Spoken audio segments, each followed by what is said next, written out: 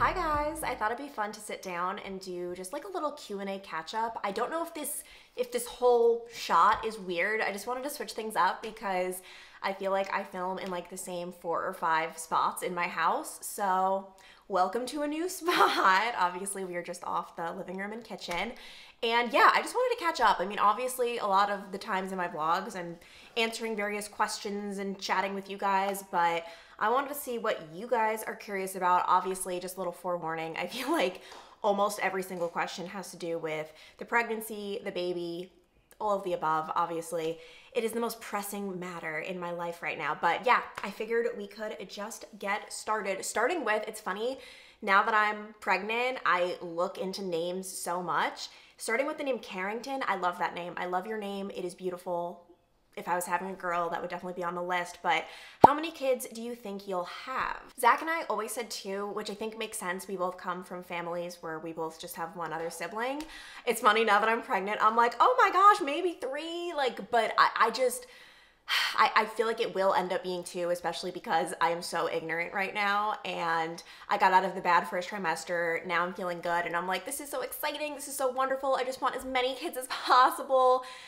And I know how ignorant that is and how difficult raising them will actually be. So if I had to guess, I'd say 2, but we're not like, oh my gosh, it has to be this. Zach has brought up multiple times that like it's mostly my decision because I'm the one carrying the baby, but I don't necessarily agree with that. Like, I carry it for 9 months and then it's our responsibility forever. Like, not our responsibility, oh my gosh, that makes it sound like it's like a burden, but you know, it's ours. It's a really big decision for both of us. So I definitely don't think it's just on me. Carrington also asked, how do you think your lifestyle and career will change after having the baby? By the way, no one asked, but one symptom I have been having is acid reflux, just a little bit, and it's not even that noticeable until I'm sitting down to film a video or when I'm recording the podcast, and I have to take a lot of pauses because I could just feel it coming up. You wouldn't even know other than the fact that I just can't talk as it's happening. Like nothing, I'm not burping, it's just, I feel it in my throat, and I heard that is a pregnancy symptom, but my lifestyle and career, like everything is gonna change completely,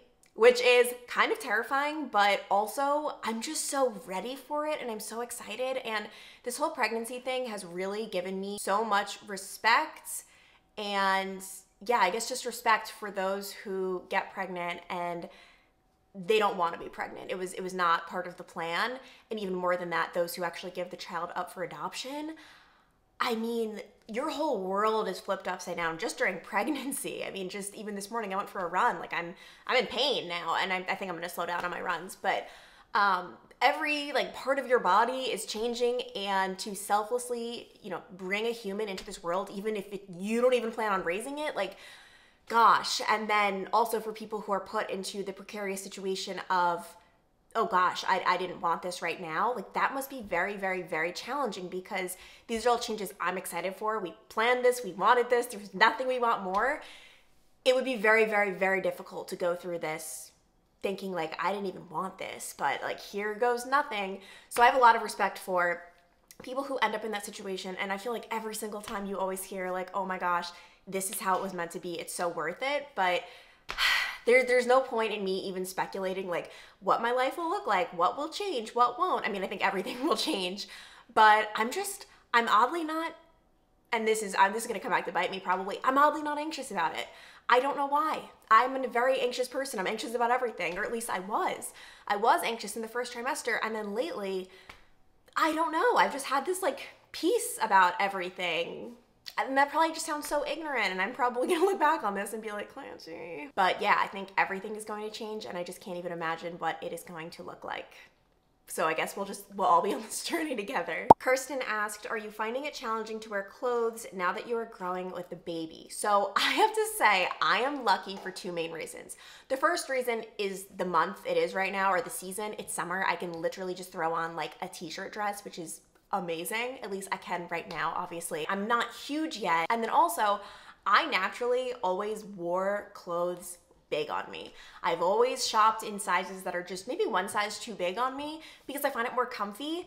And so there are a couple of things, they're still fitting just fine. And I'm like, oh wow, I wonder if this is how it was supposed to look. Like sometimes when you buy things too big, it actually looks worse, but I don't care. It's just all about comfort for me.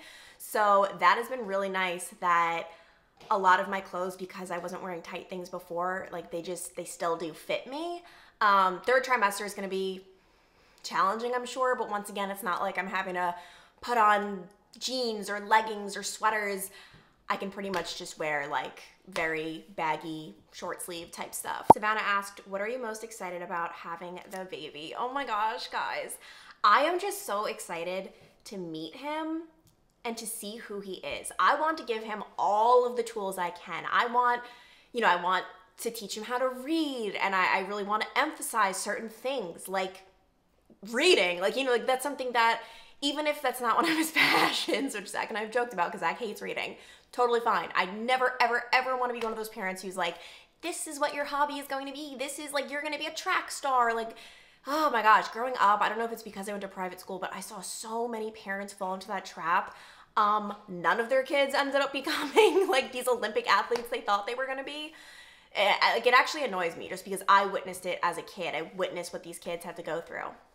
And so I never want to be that. I want to see like who he is and just help foster that in any way I can. And I'm just like, I'm so excited just like, yeah, meet him and see like what kind of person he is. I'm literally getting chills just thinking about it. So yeah, and then obviously like I'm just most excited to just give him everything I can within limits. I've also witnessed a lot of kids sometimes being a little too spoiled. Allie in the pack asked, does knowing the gender of the baby take some stress out of planning for his arrival? Honestly, no. I don't think it changes any stress levels, but it did make me a lot more excited. Not because of the gender, like not because I was like, oh my gosh, like I want a boy, but it's just like, oh my gosh, like I can actually picture him now. Like before it was just this blob. And actually people have asked if I felt any gender disappointment, like what did I truly feel when I learned the gender? Going into it, Zach and I truly, truly, truly did not care. Like a little boy, a little girl, we would just be so lucky to have either. Like, oh my goodness. I was 100% certain it was a girl just because of some of the symptoms I had. But when we learned it was a boy, I was ecstatic. I can't picture any other way right now. Like, I'm like, what? I cannot imagine having a girl. Like, that'd be crazy. But I promise you I would be just as happy if it was a girl. One thing I will admit, Zach and I have always said, if we only had 2 boys or 2 girls, which would we rather? And we both have always said we would rather 2 boys. I don't know why, and nothing against girls. I am a girl, but I think that's why. I know I know about some of the dramatics in girls. I was like a very dramatic, I feel like teen. Not really, like I wasn't crazy, but the hormones, I don't know. And I feel like because I didn't care so much, that's also why I wanted to wait until birth to find out the gender. Zach, I always knew that would never be a possibility. Zach does not like surprises. But they always say if you truly don't care about what the gender is, that could be a possibility. But if you would be upset if it was one gender, don't do that, because like you just gave birth and then you're dealing with disappointment. Like it's just obviously not recommended. But as someone who truly like doesn't care if I, have all boys, obviously I would love all the girls if I had all girls.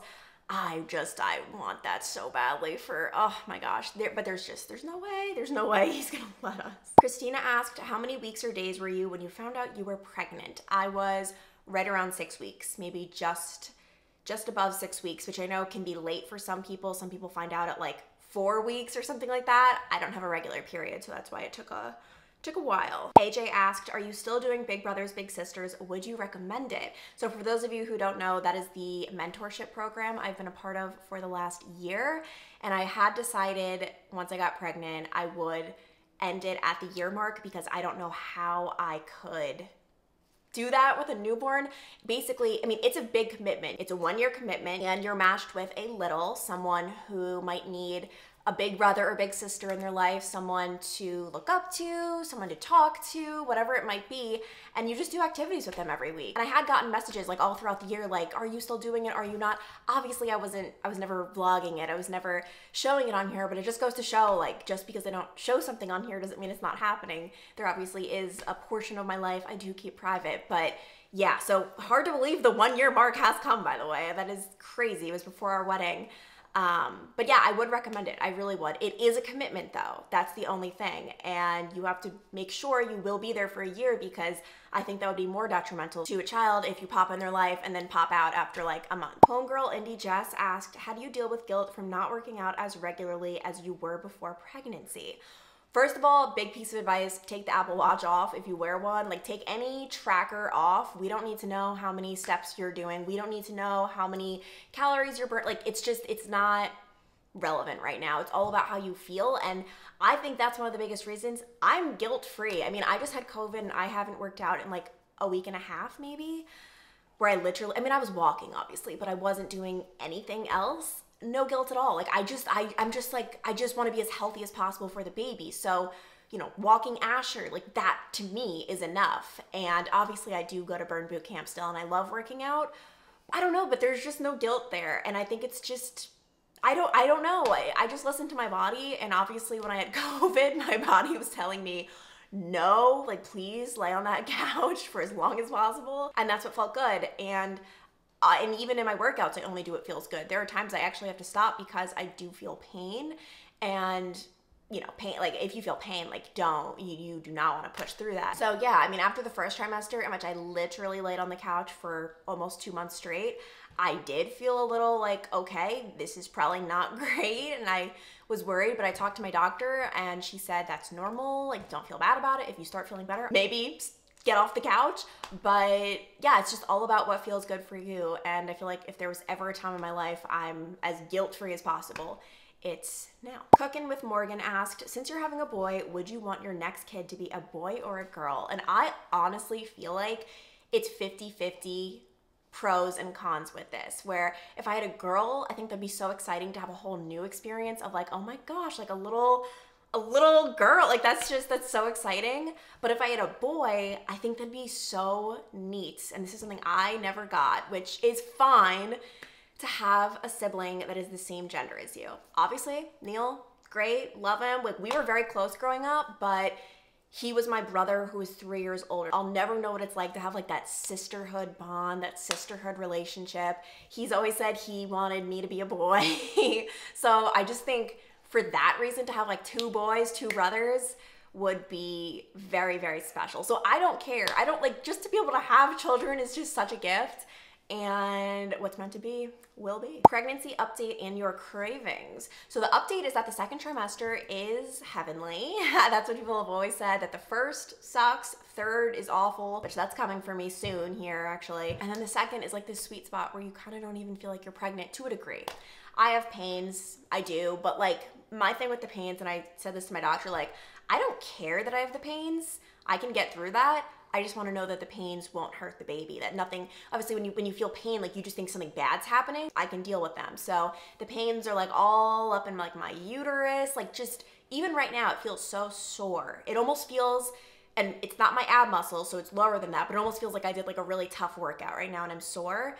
When I move sometimes, my back has been brutal, like my lower back has been awful. I have no idea what that's about. My mom actually experienced that too though. But overall, I'm just feeling so much better. And as for the cravings, sweet. Just give me all the sweet treats, specifically chocolate. Like, I'm not like a sweet candy person, I'm chocolate. So like right now I've got chocolate ice cream in the freezer that will be eaten tonight. Like, every single night I need something sweet. And it's so magical. It's so great. I try to have like a pretty nutritious lunch and dinner to a degree, because sometimes mac and cheese gets thrown in there too, but the sweets is everything. And like the salty, like chips, crackers, that actually repulses me. So that's not it. Truly Blessed asked, plan on getting epidural or nah? And I have gotten some questions on my birth plan or birth preference. My thing is, I am doing as much research as possible. I just love reading. So I read Ina May's Guide to Childbirth, which has a strong emphasis on doing unmedicated birth, and I just think it's really important for me to be as educated as possible about every single method. Like, I'm talking even C-section, just because I feel like so many people go in and they think they're having a normal, not normal, I know that's taboo to say that one's normal, one's not, but you know, a vaginal birth and then it's an emergency C-section. I swear to God, I feel like more than 50% of the people I know end up with an emergency C-section. So I'm very much so also looking into that. But my whole thing is, I am literally not going in with like a plan. And I know that sounds crazy, but how can I make a plan about something I've never experienced?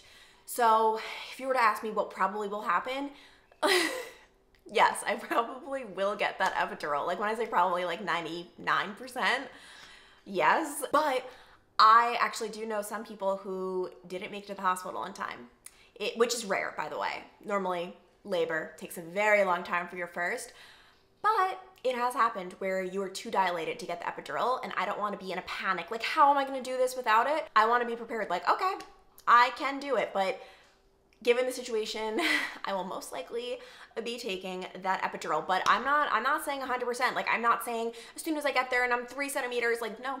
Like, I'm literally just going with the flow with a lot of education in my back pocket, though. Like, I'm not winging it. I'm educated, but I'm just not like making a plan at all. And also, I want to be guided by the nurses and doctors, and obviously they are the experts. Emily asked, how do you think you and Zach will be different as parents? This is interesting, and we've already kind of gotten a little sneak preview with Asher. We are definitely going to have disagreements as parents. I think it's just inevitable. But we started talking about this, I literally feel like on our second date, and like this is one of the reasons I was like, oh my gosh, if I don't marry this man, like I don't know what I will do. We have just been on such the same page with like everything, with just how we want to raise our children, what we don't want to do. Like that's actually a huge conversation we've had so many times. And yeah, like we're very much on the same page, but I'm not ignorant. I know things will come up where we are in disagreement, but I'm talking about like fundamentals where we're very much so. Like, for example, we want our children to eat healthy, but not too healthy. Actually, Zach is probably more on the side of he wants them to eat, like he never wants them to even know like what Cocoa Krispies are. Like, whereas for me, I'm just like, that's childhood. So like he is more strict about certain things and I'm more strict about others, but I think it'll be a nice blend. I hope, fingers crossed. But a little tip, like if you're dating someone, I think that's very important to discuss right off the bat, because you want to be with someone who has very similar philosophies as you, or even just thoughts on life. Like I can't imagine blending a life with someone in which we have such differing opinions on such important topics. Do you think you are using your college degree? And honestly, I just don't think it matters. First of all, yes, I do. I very much so do. I went to college for broadcast journalism, and I learned so many things that apply to what I do now. But even if you went to college and you're doing something totally different, who cares? Like I don't think it's like that crazy of a thing, and I think it's very normal to, when you're 17 years old, that's how old I was when I went to college, and that's how old I was when I made decisions about, you know, my major and what college, chances are you might change your mind, and that's totally fine. And it's not just about what you learned in the classroom, but it's so much more. So my advice to people would be like, don't let what you chose at 17 years old pigeonhole you for the rest of your life. Take chances, do a 180. Kay Campbell asked, will you film the baby or will you be hiding them for privacy? And this is a very difficult question, one that I don't think you can necessarily answer before the baby is here. And that's the thing, babies are also different than toddlers, right? Like showing a baby's face is different than a toddler. Babies, you know, their faces change within, you know, like that. But my whole thing is my channel will always be my channel. I'm not changing it to a family channel. I'm not, you know, it's not going to be anything like that. I want my channel to focus more on me as a mother as opposed to who my child is. But I don't know the extent. Like, one thing I don't want to do, I don't want my baby's face to be totally private. I have seen that backfire on influencers where then people are just searching like, this is the baby's face, and like it becomes this game of like, look, like the face was revealed. And no, like I don't think showing a face is a problem. I definitely don't want it to be the star of the show, if that makes sense. But I'm not giving a firm answer right now just because I'm not yet a mom. I mean, technically I am, but like I know nothing. I've never held my baby. I've never met my baby, which is crazy. So I just can't say how things will look for sure. I do have an idea in my mind, but I'm not going to vocalize that just because what if it changes? What if I decide something differently? I don't want people to come for me. And I also hope people respect my boundaries. And I know it's a big thing, like, oh my gosh, you know, you just had this baby, and there's a lot of curiosity, but I just hope people can respect what I feel comfortable showing. And that actually brings me to my next question. Taylor asked, will you be filming the birth? And it's funny because I love watching birth vlogs, like labor vlogs. I have like literally since I was in high school, and I always was like, oh my gosh, like wow, when I give birth, like I'll definitely do that. Now that I am pregnant, no, I will not. And one of the big reasons for that is because I think that would be potentially very embarrassing for my son. I could see when he's 5, 6, 7, 8 years old, I think that'd be, I could just see his classmates being like, look, like your mom giving birth, like, and that's you know what I mean? And obviously there are gonna be many YouTube videos on my channel that might embarrass him, but that's me. Like I'm sorry buddy, but like I'm your mom and like I was just doing my own thing when I was in high school. What I can help though is like that'd be very, I don't know. Anything that involves him, I'm not trying to embarrass him. And I think that would be potentially embarrassing. I'm not saying birth is embarrassing. Obviously, I'm a mature adult. I don't find it that way, but I just know for a little boy that could be embarrassing. And the truth is, I am going to have to think differently about some of the things I put out there and think about, like really think about what is it like in the eyes of a 4-year-old boy or a 5 or a 6 or a 7 or what about 17-year-old, you know what I mean? One thing, for example, I really don't agree with is posting photos of a baby when they're like not fully clothed. And I know for us it's like, oh, it's just a baby, but I distinctly remember like there's this picture of me at home and it was just in our family photo albums where I'm not wearing a shirt. And now I can laugh at it. It's like, haha, so funny. But I distinctly remember looking at that photo when I was like 6 or 7 and being so humiliated because I'm like, what? Like I wasn't like clothed? Because keep in mind, you know, by 6, 7, 8, you're starting to really perceive certain things in life. But that was just me a few years ago. Like, it wasn't like, oh my gosh, back when I was a baby. It's like, that was literally me a few years ago. Like, get this girl a shirt or please don't photograph her. And I'm not saying anything bad about my parents. It was literally for our private photo album in which the only humans who would ever see it are my mom, my dad, you know, my brother. So it was absolutely nothing bad they did. What I'm saying is it would be bad if they blasted that online, which they did not. I don't even know if the internet was like a thing back then. But yeah, so like that's just something I'm just trying to like think back to when I was a kid and the things I would not have wanted out on the internet. Nicole asked, who do you want in your room when giving birth? Zach and Zach only. There will not be a single other human.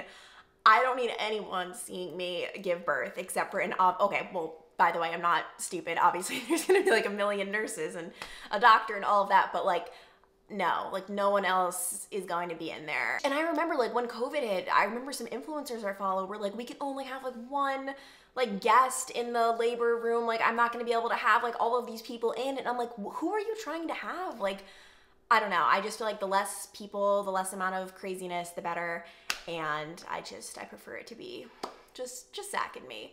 And oh my gosh, it will be interesting to see what Zach is like with everything, because I mean, I heard it really is traumatizing to the man sometimes. It depends the situation, but we have had friends that have had very, very, very difficult births and it really traumatized the husband. So we will see what ends up happening. Anyway, I think that's all I'm going to answer for now. I'm going to try to do another Q&A in my 3rd trimester as well. So I guess I've done like a Q&A a trimester, which is nice. Sometimes I like just sitting down and doing these informal Q&As with you guys instead of like taking you from here to there to there to there. It's nice just to sit and chat. And by the way, I'm gonna have a lot of editing to do. You wouldn't have seen it, I'm editing it out, but the amount of acid reflux I have is a problem, and Gaby and I are literally filming the podcast in an hour. Like, I need to get my ish together. So anyway, I will talk to you guys later. Bye.